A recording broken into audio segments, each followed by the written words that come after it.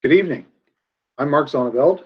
I'm a superintendent with the Halton District School Board, and I have the distinct pleasure of being a member of our student well-being team. Welcome to our mental health and well-being information session for parents and guardians of secondary students.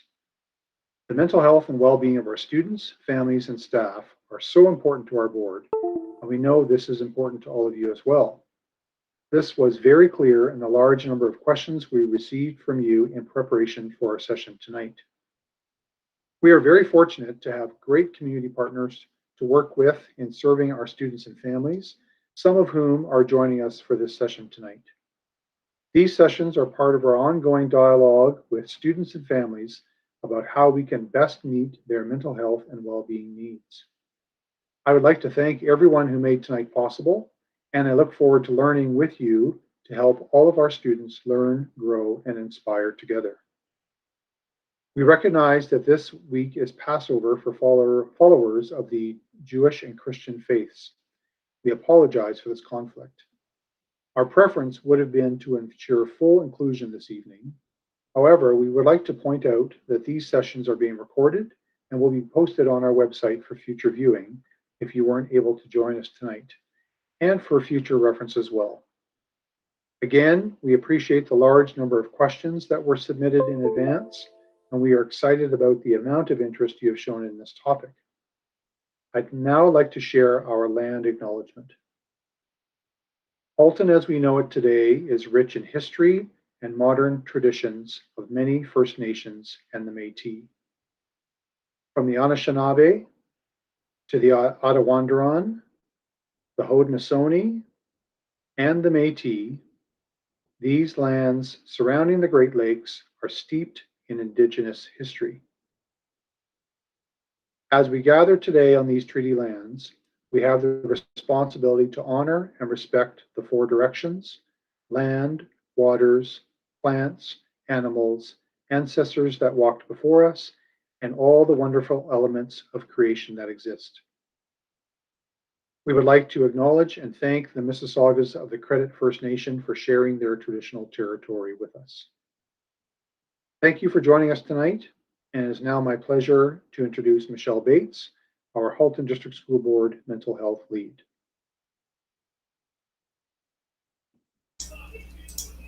Good evening. Hello, everyone.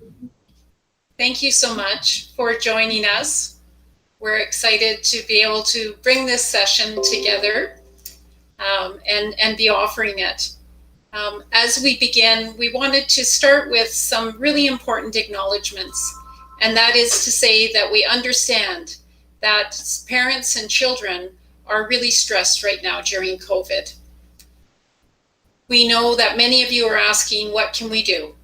And so we hope that tonight not only reassures you that you're not alone in the stress that you're encountering, but also that you can be reminded about all the wonderful things you are already doing to support yourselves and your children.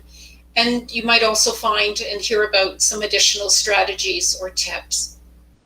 We also wanted to acknowledge that supporting one another is really important, and that we're all in this together. It's my great pleasure to be able to introduce tonight's panelists. Darlene is a parent of two, a coach, and also an author.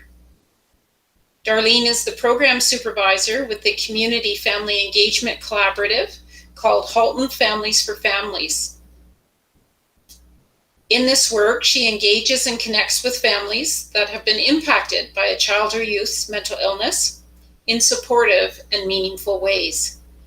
Her work focuses on the implementation of a formal family engagement strategy across Halton. She continually strives to bring awareness, understanding, and acceptance of mental health challenges. Darlene loves to spend time with her amazing, quirky 5-year-old chocolate lab named Moose, like the animal, as opposed to the dessert. Melinda has been practicing school social work for 22 years and has been with the Halton District School Board since 2008. Melinda loves engaging and working with youth and adolescents, as well as their families. She is a mother and stepmother to 5 teenagers, ages 14 to 18. And they also have a boxer shepherd rescue and a fluffy cat named Max. Nicole is a registered therapist and has been a therapist at Bay Ridge Counseling Center for 11 years. She specializes in teens, parenting, and anger management. She is a mom of 4 children, 2 of whom have special needs. She has also founded the nonprofit organization Friends for Kindness. Nicole has a love of notebooks and journals, and literally has a bookcase dedicated to all her books. Shivani is the team lead of Access and Service Navigation with Reach Out Center for Kids. Shivani has been working for ROC for approximately 12 years now and has been in various roles within the agency. She has over 10 years of experience as a passionate mental health service provider who supports children and families with complex mental health needs. Shivani brings a person-centered approach that is grounded in empowering those that she works with. Shivani is excited to be a part of the Access and Service Navigation team that supports youth and their families in navigating mental health supports that are available here in Halton. Through the lockdown, Shivani has practiced self-care by going on lots of neighborhood walks with her husband and playing virtual games or trivia nights with friends. Nathan is a clinician and director of programs at Bay Ridge, who works mainly with families and children. He invented a neural biofeedback-based training program for children struggling with various issues, and also to boost the mental capabilities of any child. He collects exotic cars and has raced at various racetracks around the world. I know that you join me in welcoming our 5 panelists this evening. As we begin, I would like to invite Nicole to start us off. Nicole, over to you. Thank you, Michelle, for that warm welcome, and hi, everybody. So I'd like to start off by telling you all a little bit about myself.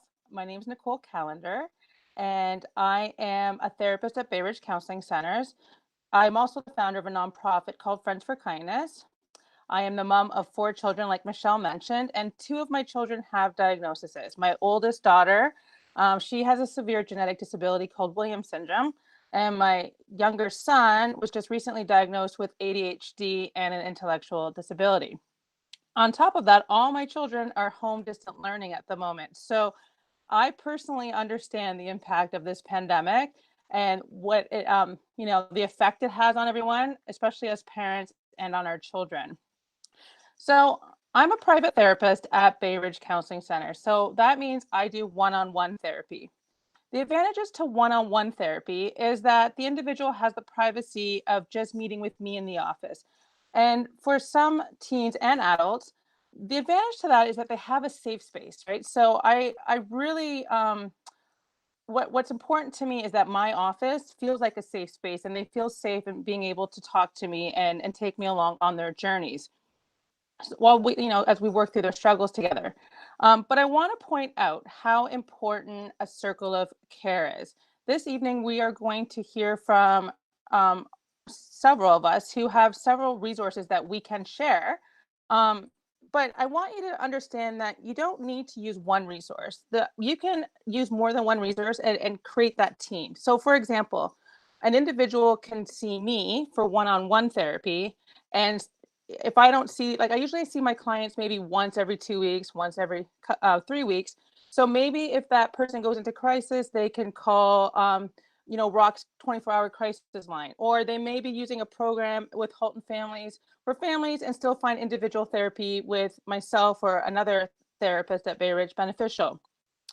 When you utilize that circle of care, you have a greater network of people working with you, and there's a greater outcome for like the health, that health outcome, right? So anyways, I just wanted to point that out.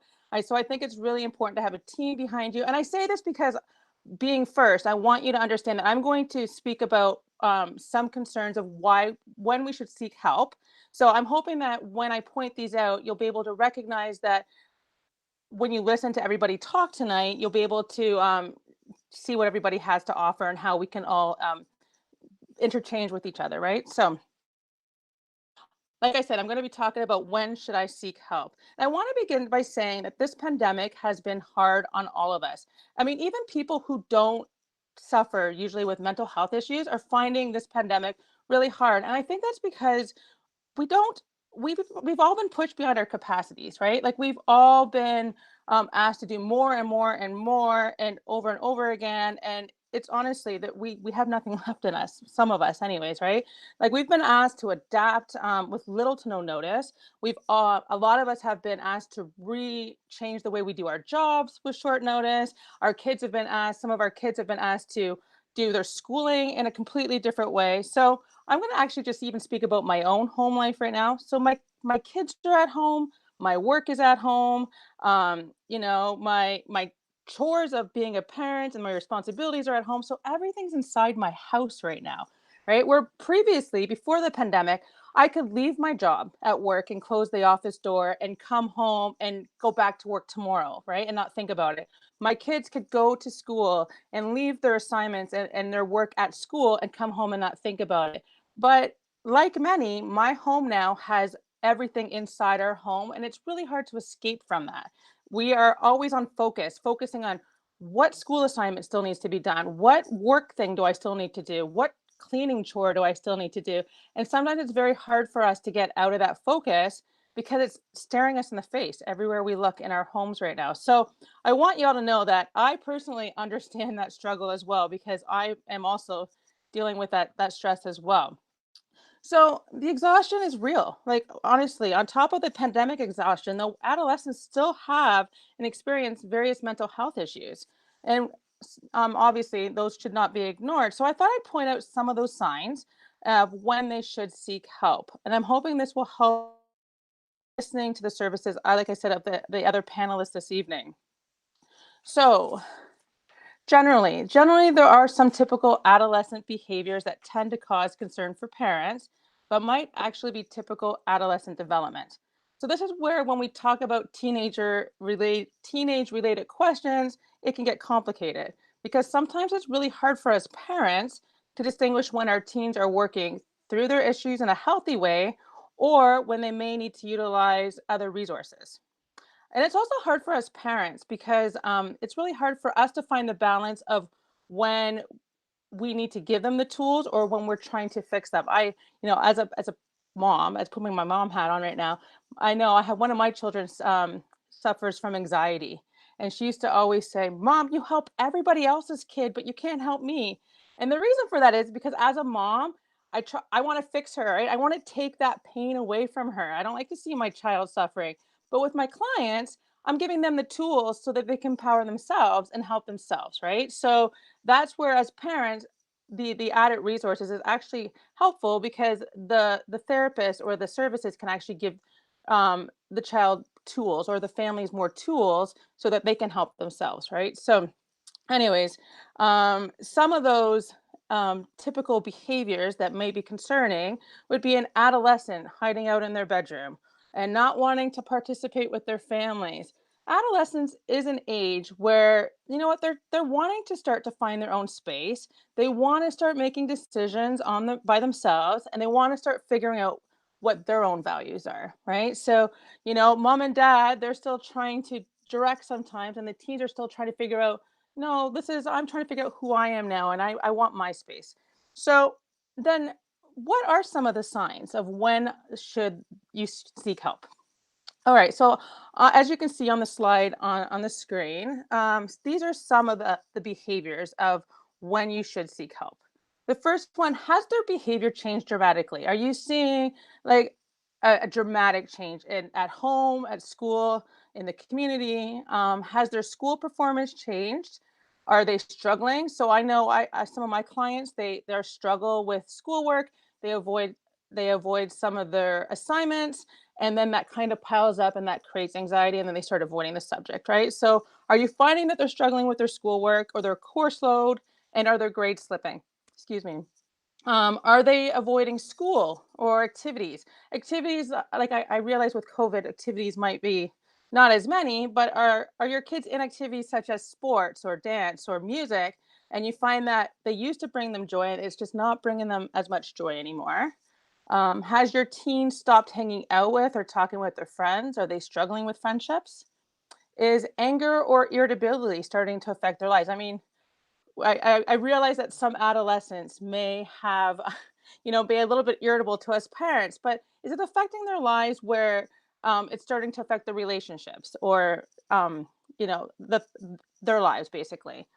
And next, there we go. And are they harming themselves? And this includes any type of harm, right? So if they are harming themselves in any way, then you should be seeking help or they need to be seeking help. Do they experience excessive worry? So, do you notice that they're worried about everything or stressing out about everything, creating a lot of anxiety in them? Are they dramatic? Am I sorry? Are they dramatic? Do they have dramatic changes in sleep habits? Are they always tired, or are they not sleeping? Or do they talk about death or not wanting to live? And finally, are there changes in their appetite, overeating, or not eating enough? So, this is obviously a very brief synopsis of what signs to look for. But if your child is experiencing any of these changes or behaviors, then it's time to seek help. Um, but as parents, you know your children, so trust your instinct. And another option is to also ask them, include them and ask them what, without them having to go into detail, because they may, like I said, be more comfortable in utilizing one of our resources. But ask them simple questions such as, "Are you feeling overwhelmed?" or "Would you find it helpful to talk to a therapist?" Like I said, tonight you'll find many resourceful resources, and perhaps your teen didn't even know some of these resources didn't exist, and they might be more willing to seek help once they learn about these programs that we're going to be talking about this evening. Thank you. Thanks so much, Nicole. Now, can I invite Nathan? Hello, everyone. My name is Nathan Pillai. I'm a clinician and director of programs over at Bay Ridge Counseling Centers. And just in addition to what Nicole spoke of so eloquently, due to COVID, there is a significant paradigm shift to how issues are experienced by both the child and the family in their home. These triggers, these issues are exacerbated by how close everyone really is and how much time everyone is spending together. So this is not really a bad thing because I look at it as a source of strength for individuals that are suffering. Parents need to be more cognizant of stressors early on, keep an eye out in the family unit and that environment because it is so tight. It is so, close-knit now, forced to be, I guess, or even if it wasn't before, or it was before, it still provides a platform for parents and children to speak up, to, really help each other out. So that is something that is very different now due to COVID. This new realm of existing with your family on more hours throughout the day than it was years ago. Just in addition to what Nicole said, Bay Ridge, we are a family of counselors, psychologists, social workers, and psychotherapists, where clients can pick the most well-suited therapist for either their child, themselves, or their family. We're also a privately funded clinic, which means services may be covered by private insurance plans or paid for by clients themselves. We have both traditional and engaging alternative forms of therapy, one of which is called the Neural Pathway Integration Program, where we use hoverboards, video games, biofeedback technology, and alliance with mindfulness and meditation techniques to help both children and teens not only grow pathways within their brain itself to promote growth and to promote significant improvements in ADHD, learning disabilities, even autism. It has a high buy-in from children. So we offer both types of therapy over at Bay Ridge. Thank you. Thank you, Nathan. Thanks for that. Next, I'm going to call on Melinda, who is a school social worker with the Halton District School Board. And Melinda would like to share some information, some thoughts and experiences related to teens and their social life. Melinda. Thank you, Michelle.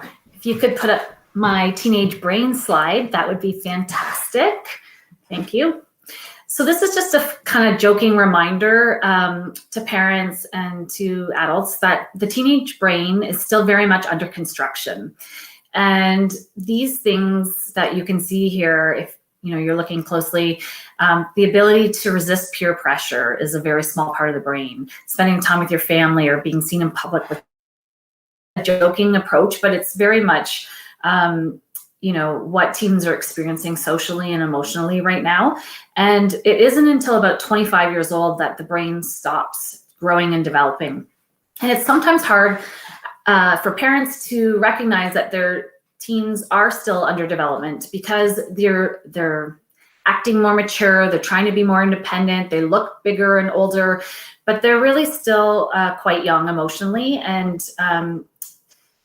still really needing our guidance. So right now it's a big concern in terms of social sort of isolation, and that is a big developmental need for teens. Their friends are a big, big part of their journey in the adolescent years. They start to, try and break away from home as much as they can to prioritize that. But under COVID, that's been really difficult to do. And there's many challenges with that in that, there's a continuum of how we are all responding to COVID. And what I'm saying to teens and their parents is that we have to respect wherever someone lies on that continuum. So you might have a super anxious teen who's really compulsive and rigid about following rules and very committed to doing whatever it takes to keep them and their loved ones safe. And you might have a teen or family on this end, at the bottom end, where they don't think this is a big deal. It's just like a cold or flu. And while we know that's not true, I think we have to really change those perspectives, and that different households and different families are going to have different expectations and rules about how they're dealing with this and approaching this. And that's really hard when you might have a teen at home who's telling you their friends are still allowed to get together, that they don't have to wear masks inside, and they're really pushing back some boundaries and expectations.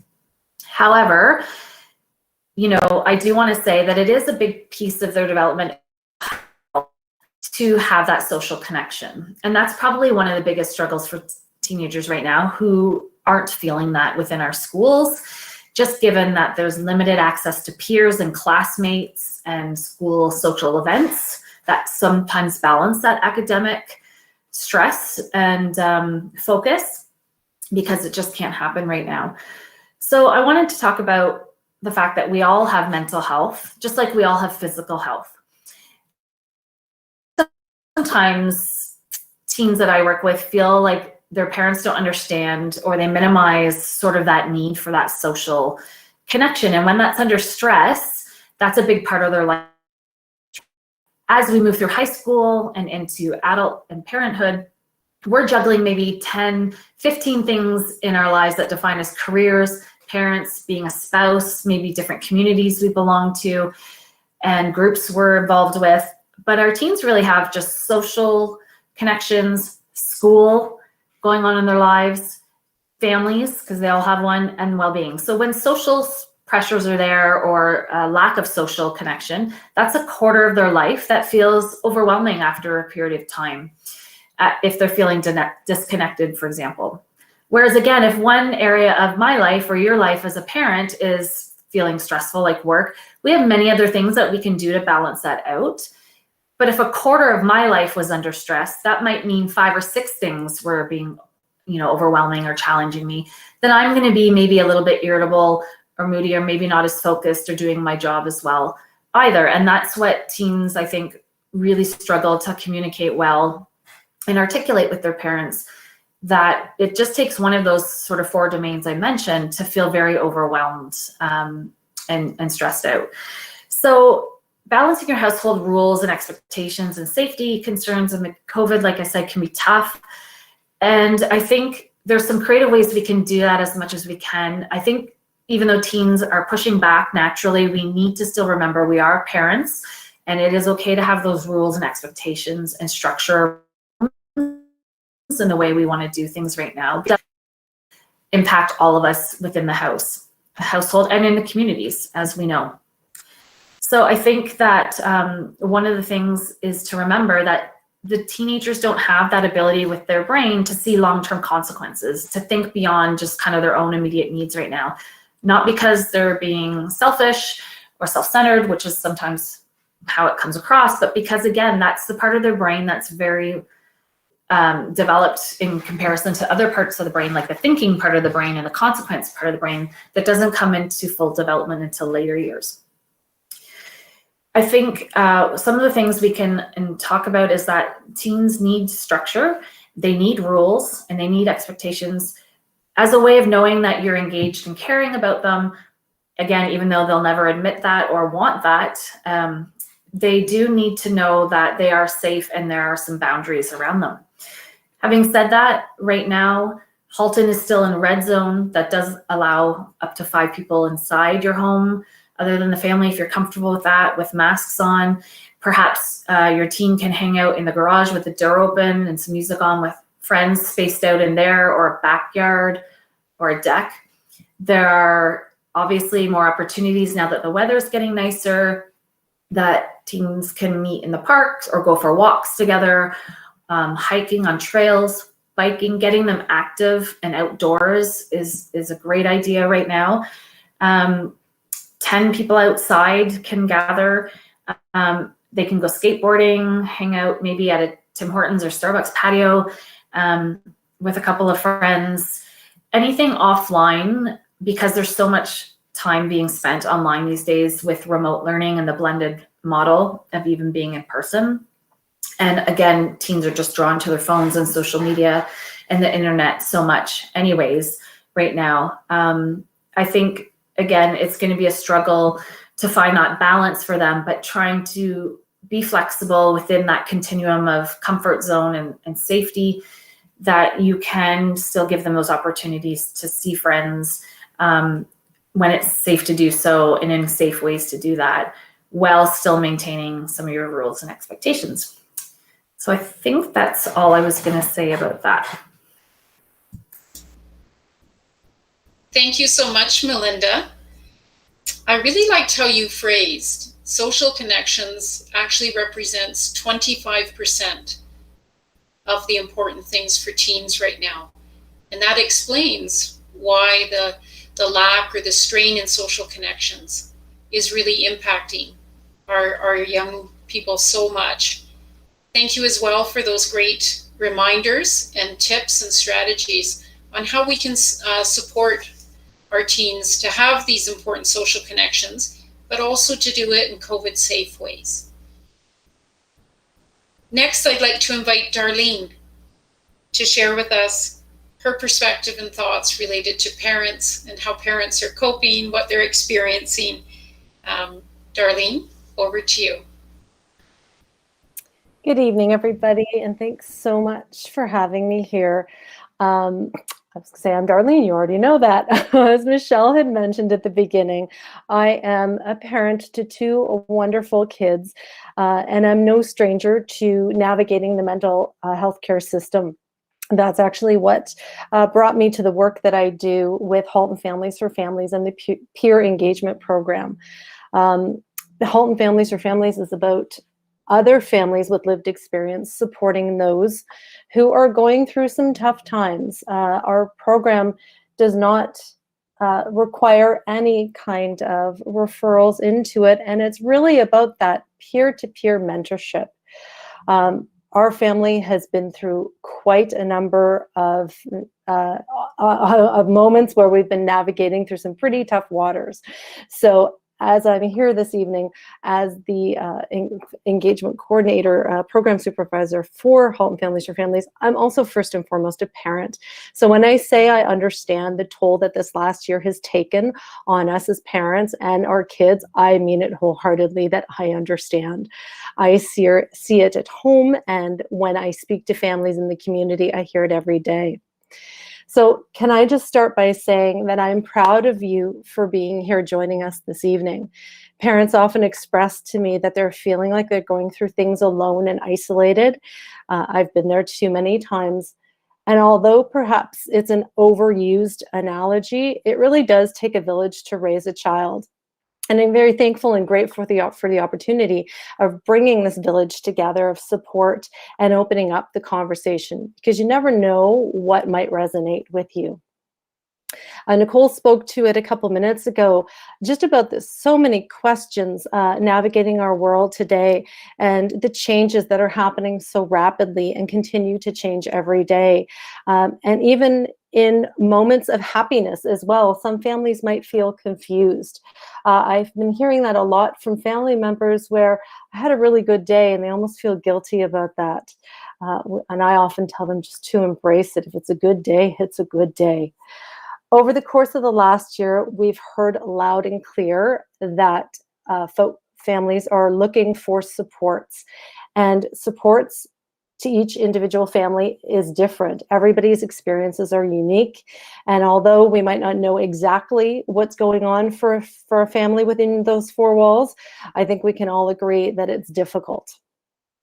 Over the last year, we've heard from parents and caregivers that they say that they're tired, they're exhausted.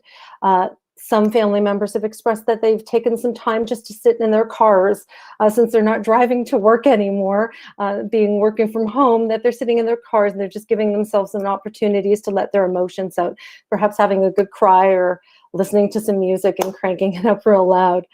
Other families have suggested that they've gone into the bathroom to practice some ways to approach their teens, to engage in conversation and try and help that communication piece. And of course, many families lie awake just worrying about their teens. Because let's face it, parenting is hard in general. And in a pandemic, it's an even more difficult place. And there's no roadmap here, but there is support in the community and connections to others. And peer-to-peer support is such a vital piece. And I know it's not easy. Over the course of the last year, we've also provided workshops for parents and caregivers based on family feedback. We're always continuously asking questions. What do you need to support yourself and your kids? Those opportunities for connection to really hear and speak to what families are looking for is so paramount. And clearly, we've heard loud and clear that there's a gamut of important topics coming from families that they're interested in learning more about. Parents and caregivers right now are like sponges speaking. We've had workshops about learning disabilities, panels similar to this, where we can learn from each other.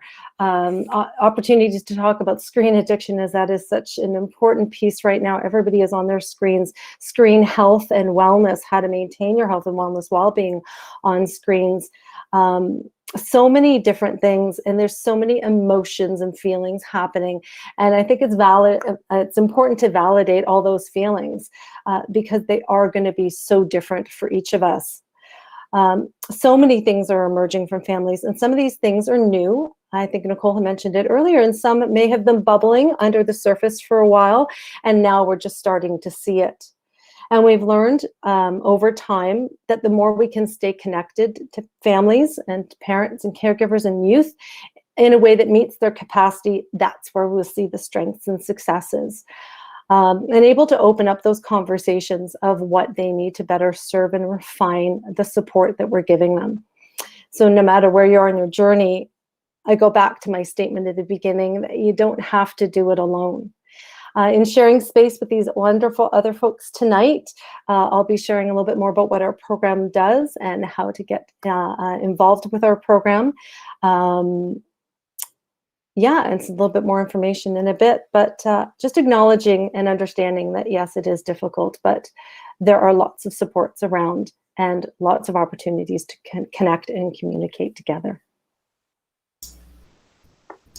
Thanks so much, Darlene. As I was listening to you talk, I thought, wow, you're like a really good friend, someone who just listens and just is able just to say, parenting is tough. It's really great work. It's valuable. It's important.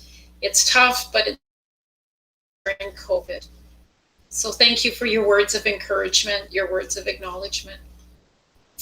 As Nicole so eloquently said at the outset, part of what we're hoping to do through this webinar is to acknowledge and give voice to what is happening for families and for teens. We also are hoping that in hearing from the different panelists, that you can get the understanding that what you're going through is being shared by lots of other people. Nicole also mentioned that part of what we're also hoping to do is to share resources, so that should you be in a place wherever you are along your journey, reaching out and making connections is important. So for example, even if you feel like things are going pretty good, it's okay to reach out and have a social connection. If you're worried about your child, it's okay to reach out and ask and get some information and get some reassurance or get some additional skills or ideas. And if you're really worried and you feel like you or your child needs help, then there are also resources for that. So in this next part, we're going to explore and talk in more detail about what some of these resources are. So as Nathan has mentioned, one of the resources available to you as community members can be private practitioners, and that's fee for service, and you may do that also as well through employee assistance programs. Nathan, would you like to add anything more to for our audience about private services through Bay Ridge? One of the benefits of private practitioners is that we have little to no wait times. So if you want to go in and see a therapist, you can get in very quickly, usually. There is different avenues of coverage. So some people may have coverages for an MSW or a registered psychotherapist or for a psychologist or for someone that is supervised by a psychologist, all of which Bay Ridge does offer. Another advantage for private practitioners is that in an organization as large as Bay Ridge, we have a lot of clinicians, a lot of counselors that see different kinds of individuals. We see the family unit, we see the couple, we see the teenager, we see people with anxiety, depression, with specific learning disabilities. We also see individuals that just have emotional dysregulation or all of the above. So the potential for help is that much more robust. It's that much more available. And this, I think, is one of the important aspects that we do offer and other private practitioners offer. Thank you, Nathan. Next, can I invite Shivani from Access and Service Navigation with ROC to tell us about that service. Thank you, Shivani. Hi there, everyone. Thank you so much for tuning in and for the board for having me here today. My panel colleagues have shared some valuable information about how the pandemic in today's world is having an effect on young people and their families. You've heard some great strategies and things to look out for and consider. I'd like to let you know that you're not alone in navigating this and that there are publicly funded mental health supports available in the community at ROC Reach Out Center for Kids to support you and your teens. It's important to mention that you don't need a health card number to access our services, nor are there any fees for our services at this time. So a little bit about how to access services at ROC. ROC has worked really hard to transition to virtual services during the pandemic and has found creative ways to meet your needs during this difficult time. Next slide, please. Live Answer is new at ROC, and it allows families and service providers to contact us by calling the number 289-266-0036 between Monday and Friday from 9 a.m. to 5 p.m. By calling this number, you will get a live person on the other end of that call that will support to connect you with our walk-in clinic, which I'll explain in a little bit, crisis support, services for children under 6, access and system navigation, which again, I will speak about a little bit more, the autism program, and any general information or resources. Please keep in mind, you don't have to know what you're calling about specifically. Our team can and will support in navigating the options with you when you call. Meet Quinn. Quinn is our virtual chatbot that is available through our website, rockonline.ca, and can also support access to our services at Rock. You'll find the feature right at the bottom of the website. Similar to the live answer line, Quinn is available Monday to Friday between 9 a.m. to 5 p.m. With Quinn, you can ask questions about services or resources, and the team of Rock staff that run Quinn will return your message instantly. This is also a neat way for youth who have had a hard time making calls or talking to someone over the phone to be able to chat with a Rock staff over this chat feature. Next slide, please. Access and System Navigation, also known as ASN, is a new feature to Halton and is a centralized access point for children and youth. And although Rock is the lead for this mechanism, it actually is also the access point for all of the services and programs that are offered by these organizations that you see here. It is a collaborative effort that allows one point of access, one call, all access for child and youth mental health. Calling our live answer number will get you access to any of the services and programs that are offered by these organizations. ASN can support in navigating you to something like therapy services, caregiver and children's groups, specialized supports like psychology and/or trauma, coordination of services, and day treatment programs, just to name a few. Next slide, please. Our virtual walk-in service allows children, youth, and parents to access a single therapy session in their time of need by being able to book a session when calling the live answer line. Our walk-in is now operating virtually and operates from Monday to Wednesday between the hours of 9 a.m. to 3 p.m. Our walk-in team can also refer into more programs after your initial visit. It's important to note that you can access walk-in when you need to and as often as you'd like. Our walk-in program has expanded and now offers under 6 and behavioral therapy services, caregiver and peer support sessions, and also autism service consultations. Next slide, please. Rock has a dedicated crisis service with a 24-hour, 7-day-a-week crisis line. As you see here, the number for this is 905-878-9785. This program is for youth up to the age of 18 and also their parents and caregivers. This service is short-term, so depending on the needs of the youth and their family, there may be only a single session or there could be up to additional sessions.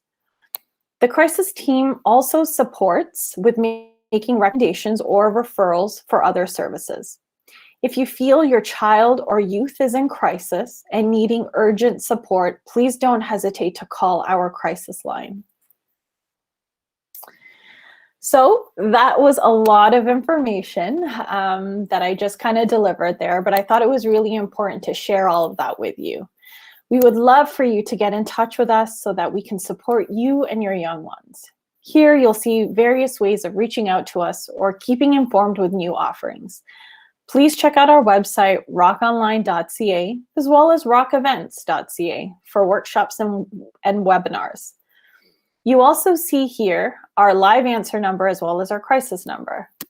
We're also on social media, so don't hesitate to follow us on Instagram, Twitter, or on Facebook.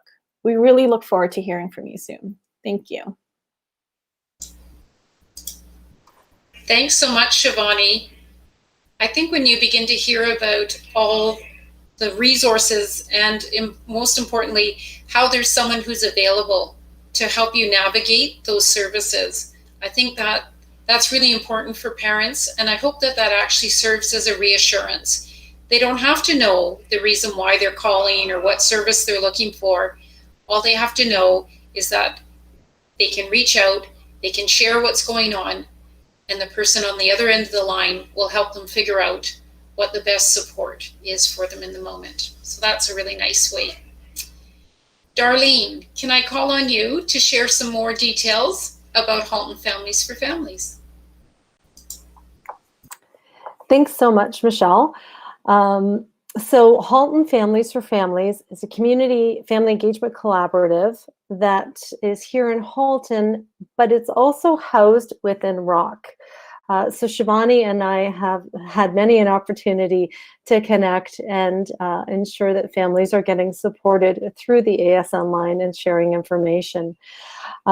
We're all about wrapping around a family and understanding that when a child or youth is struggling, it's not just the child or youth, it's the whole family that needs support. So all of our programs and workshops and anything that we have to offer is opened to the whole family. Prior to COVID, we obviously were seeing each other a lot more in person. We've had to do some shifting and some pivoting over the last year to see how that can work in a virtual platform. And as I said earlier, we rely on the feedback from families to help us ensure what most resonates with them. You can flip to next slide, please. So what do? We connect, support, and engage with families in our community, really ensuring that their voices are heard and valued and woven into all of our activities, events, and services. Next slide, please. So we have a number right now currently. This changes. We've noticed this year especially our programs have morphed and changed again depending on what we're hearing in the community. Right now, currently, we have educational workshops that we do every month, sometimes twice a month, depending on presenter availability. Really honing, I'm so sorry, the slide is actually not, it's a little blurry, but once a month, the educational workshops happen. They're for parents and caregivers primarily, but depending on the topic, we have youth attend as well. And I think the beauty of the virtual world right now is that we have a lot more folks that are engaged with our workshops than we did before when we were in person, and an opportunity to listen and hear the information without necessarily having to be right there. We have wellness drop-ins, which we started not too long ago, just a few months ago, again brought forward by family feedback. It's a kind of like a lunch learn and burn where we present different topics, and within an hour we have an opportunity to get right in there and learn some new things and just share some space together. We have active parenting. We're just starting a new active parenting session in the month of April, focusing in on the 8-week session for both teens and for the younger kids as well. Learning some tips and tricks and all those things that we implicitly know as family members and as caregivers, and sometimes we just forget. There's too much noise in the background and we forget. So just learning and recognizing that. And then we also do a wrap for caregivers with some other colleagues within other programs that are wrap facilitators. And we do a wrap refresher every month for those family members that have taken previous wrap sessions with us. And there's an opportunity for families, if they are feeling like their experiences and their path has led them down a place where they'd like to give a little bit more and be a part of all that we do in a little bit of a different fashion, being a part of our family advisory committee. We've had lots of family members who just feel like they need to give back to the community in a way that helps us with all that you see here. All of our programming, all of our information is all vetted and created by families for families. I think that was my last slide. Next slide, I don't think. And just to join us, we're available on all social media as well as Halton Families for Families on Facebook and Twitter and Instagram, of which I'm still learning. So we really hope that something here will resonate with you and can find your way to have a connection with us. As I referred to earlier, there's no need for a diagnosis, no need for any kind of referrals. If you feel like you need support, you can always reach out to any of the things that we're doing. And we welcome you with open arms. Thank you, Darlene. As Mark had mentioned at the outset, so many of you had thoughtfully submitted questions where you were asking specifically about child and youth mental health and parenting concerns. And in developing tonight's session, the panelists reviewed those questions and have incorporated a large number of those their responses to the questions that you had posed. The panel did, however, want to to separate out and answer 2 specific questions. And so I'm going to call on Melinda. And Melinda, this first question that a parent asked is, what do we know about the long-term impacts and effects on our youth from the pandemic? Okay, thanks, Michelle. So right now, because even though it seems like this has been happening for a very, very long time and too long, and we're fatigued by everything that we've been through in the last year, we don't know the long-term potential impacts. It's very uncertain on how youth are going to come through this, or when life may go back to quote unquote normal, where they can fully engage and be present in sports, activities, friendships, school, attendance, in person. And so we really don't know yet, but I know that places like McMaster Children's Hospital and Sick Kids are definitely getting that research together and planning on conducting those studies. And I'm sure actually our youth today will be followed for many years to come in terms of some of that information on how they've been impacted. I think some of the concerns about the long-term impact that we can sort of think about are, again, that isolation, a sense of grief and loss for, let's say, ceremonies they've missed in terms of graduations, different markers of prom, sporting events. There's a big piece right now of barriers to youth feeling like they are engaged in their world in terms of clubs and sports and activities, and being able to participate in the things that they want to right now.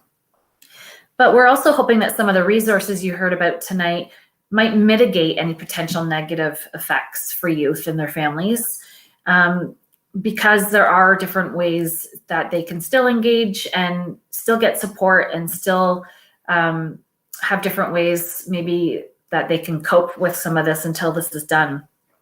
There are concerns about disengagement with academics in school. Again, that online fatigue and COVID fatigue we hear about.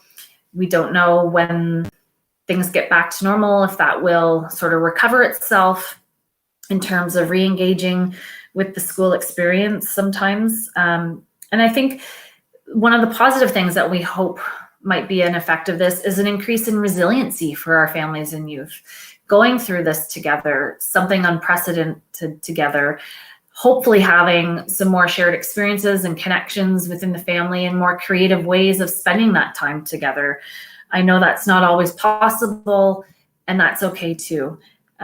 Some school boards are conducting surveys with students themselves about how they feel they've been impacted, what they need, how things are going in the virtual world of learning. And they're also conducting surveys with parents to find out what's working, what's not working, and what their concerns are for their youth. So unfortunately, I wish we had that crystal ball to look at maybe what we think of as long-term impacts. But right now, we just hope that we're doing the best to wrap around families and youth and as a community and as a school board, and these resources that you heard about, that we can mitigate some of those potential effects. Thanks so much, Melinda. That's certainly a very understandable and common question that parents are having, and lots of other people too, is, what will be the long-term impacts? And while we don't know, I think we can look to some other examples about the impacts of chronic and long-term stress.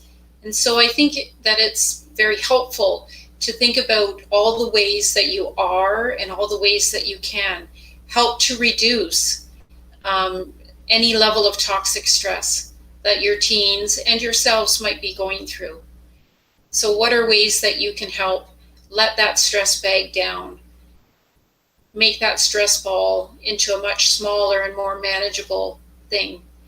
And so I think I'm hopeful that as we move to understanding and actively trying to reduce the level of stress we all have, that might help, as you said, Melinda, mitigate and soften the impacts, the long-term impacts on mental health and well-being from the pandemic. Melinda, our next question from a parent is, what are schools doing to support students during this stressful time?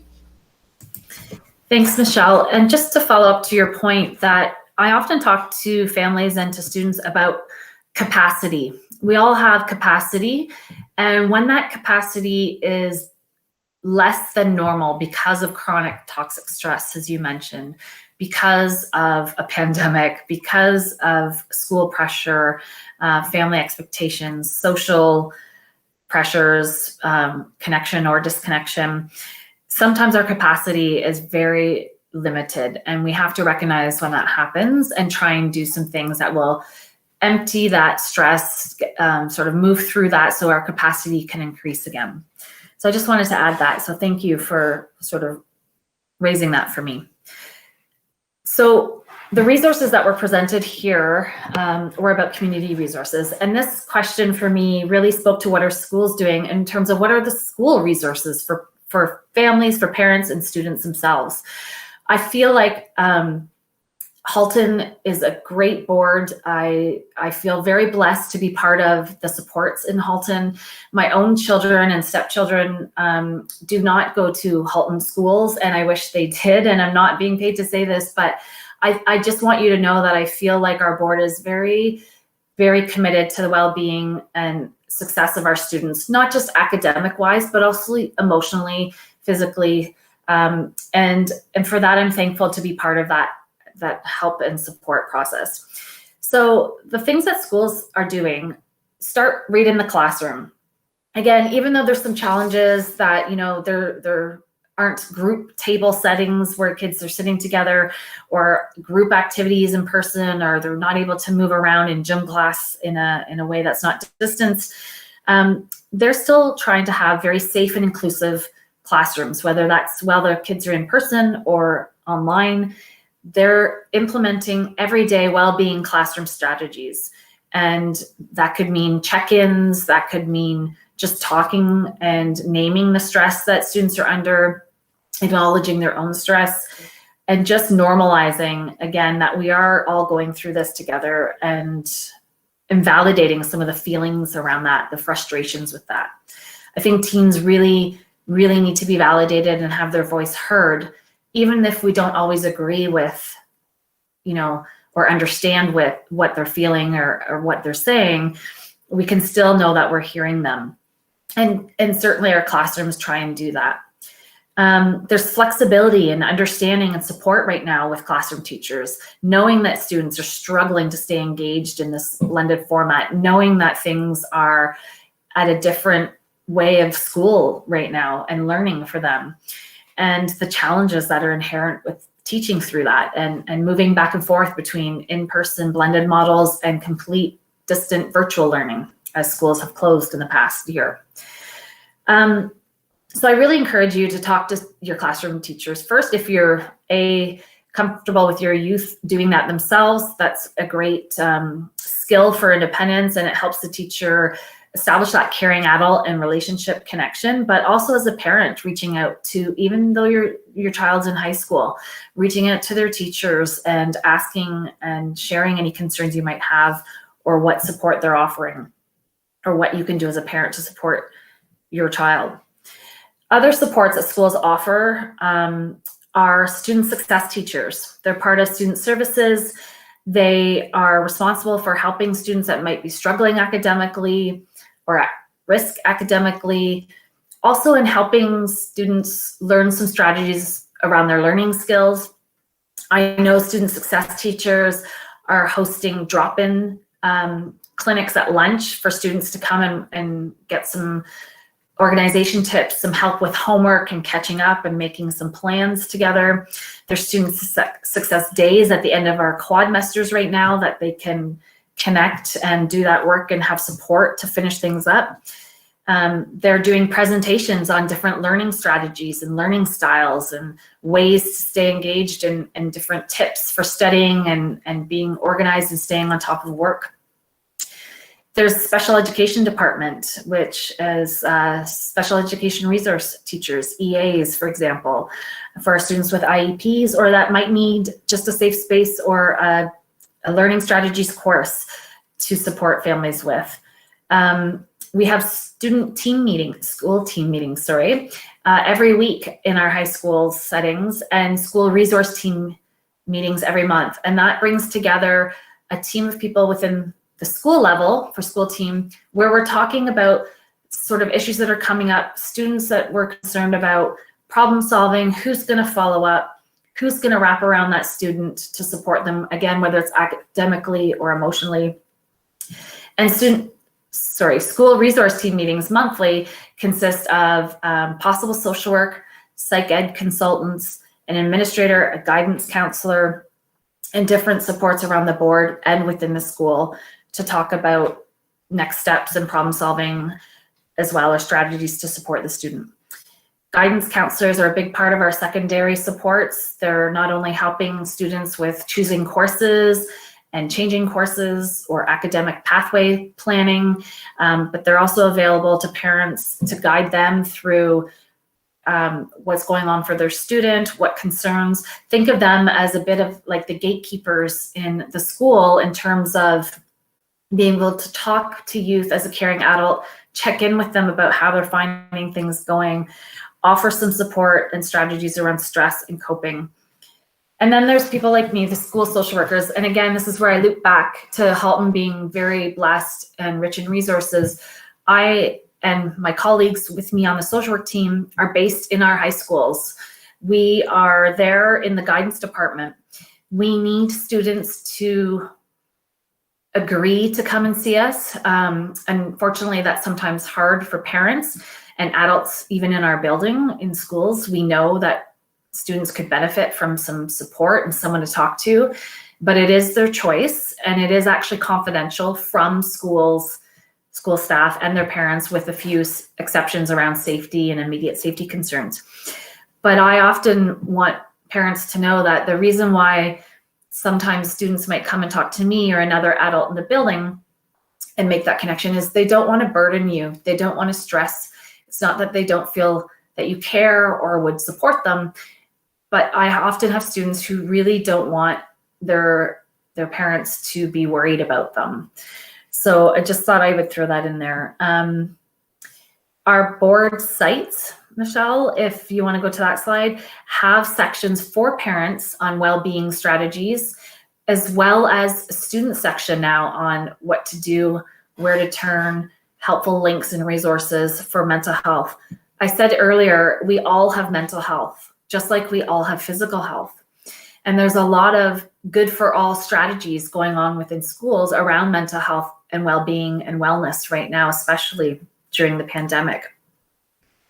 We all need to take care of our mental health, just as we all need to take care of our physical health. And they are interconnected. You can't really separate one out from the other. And the more we can do to support parents, that is a direct connection to supporting our students directly as well. So please don't hesitate to reach out to your school, to your administrators, classroom teachers, student success teachers, guidance counselors. Find out what's going on in your child's specific high school, because different schools are offering different learning sessions and evenings, lunch and learns. For example, at my school tomorrow, I'm doing a presentation after school to a bunch of students that have signed up for screens and sleep. Basically, the impact of screens on sleep and why sleep's important and how that impacts sleep. And I know next week we're doing one on, again, with student success, a little bit about the screens and sleep, but different strategies for learning styles and different learning skills that students might find useful and parents might find useful when they're supporting their students doing their work. So your school websites will have different things and announcements that they're doing and hosting events and links through their social media feeds. So I hope that answered that question, and thank you for allowing me to talk about some of our school supports. Thank you so much, Melinda. And I really liked that you're inviting all parents and all students to actively ask and advocate for what they need. So that's really great. Thank you, Melinda. Now, as we're beginning to draw to a close, what I'd like to do is invite each of our panelists to share a few words of wisdom, if they would like. Nicole, may I call on you? Sure. First of all, I want to say it was a real pleasure coming here tonight. I think this is fantastic, and there was a lot of valuable tools shared. And also, Bay Ridge, I'm not sure if Nathan had brought this up, but Bay Ridge does have social media as well. So you can find us on, Facebook and the other social media platforms as well. But I want to just end with this, that there is hope. So like even when your brain tells you there isn't, there is hope. And also as a therapist, I want you to know that my job isn't doing something for my clients. It's I want to be somebody for my clients. So I think if I was to leave you all with anything, it's that I want to be that person. I want to be something for them that they can trust and they can rely on and that they can turn to for the tools and support. So other than that, thank you, Michelle and the Halton School Board for having me this evening. It's been a real pleasure. Thanks so much, Nicole. Nathan, do you have a few words of wisdom you'd like to share? Absolutely. A bit of gratitude. Thank you very much for having us. This has been a absolutely amazing webinar and put together so well by the team.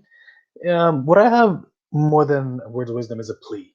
I want parents and children, teens to seek help early.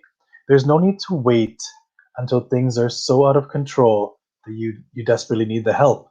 If things are difficult, if things seem, even slightly hopeless, if you're overwhelmed with anger or sadness or emotional dysregulation, seek help. Seek help early. And that does not necessarily mean a professional. It could mean any resource that you have available. It could mean a friend. It could mean a parent. It could even mean a stressed out mom talking to their son. Take care of yourself. Self-care is huge. We're working from home. A lot of us, you want to work all day long because it's normal now. Self-care. Take care of yourselves and take care of your families. Please. Thanks so much, Nathan. Shivani, would you like to share some words of wisdom? Absolutely. I echo all of my panelists' sentiments as they've said before me, and I couldn't agree more. I came across a quote recently, and I'd love to be able to share it with you.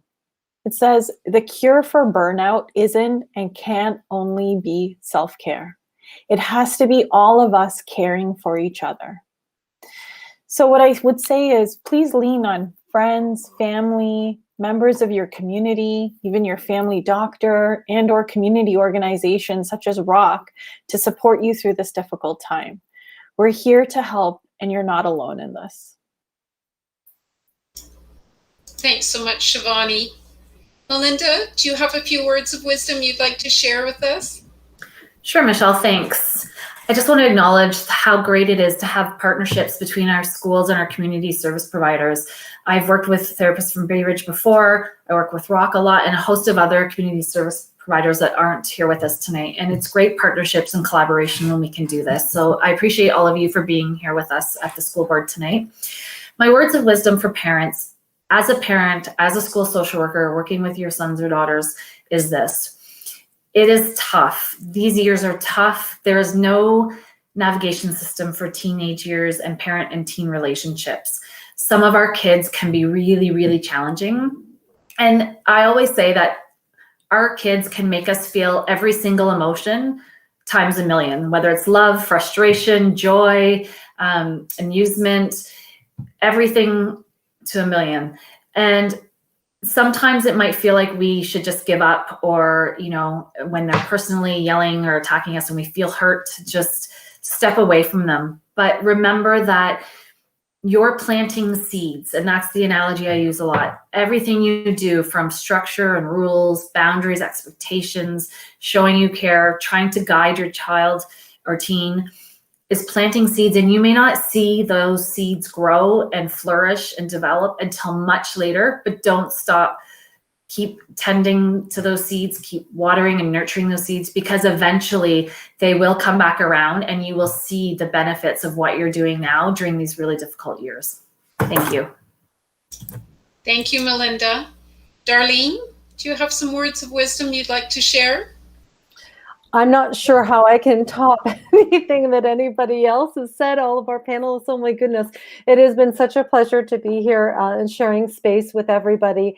For the family members, I want to invite you to be kind to yourselves as you support your teens. And as you move through all those things that you're working on, reflecting on, sitting with, and all of those feelings as well. We hear you, we see you, and we know that you're doing the best that you can in this moment. So I encourage you to reach out and share what you need. Let your voice be heard. And we've heard it before, but know that you're not alone, because we're here to support you and embrace you and move through that journey with you. Thank you, Michelle. Thanks so much, Darlene. What I'd like to do next is to say that tonight is a beginning. Based on all of your responses and your enthusiastic support as parents and caregivers, you let us know what topics around child and youth mental health were really important to you. And so, in addition to last night and tonight's live stream sessions, we want you to know that we are in the planning stages of 20 additional sessions. And you can see here that these are topics that you as parents have asked for. And so what you see listed on the slide right now is just some of the topics. As I say, we've got 20 sessions that we're in active planning for. So in the next couple of weeks, our board will be sharing with you as a parent community the opportunities for these additional parent sessions and how you can sign up for them when they're taking place and the various topics. I'd like to thank you as parents for being partners with us at the Halton District School Board and in the Halton community. Thank you for trusting us with the care and well-being of your children. Thank you for being partners with us. Thank you for answering our survey. Thank you for letting us know what you needed. We're really appreciative that you joined us this evening, and we look forward to our continued partnership. Be well. Take care of yourselves. And that ends our session for tonight. Thank you.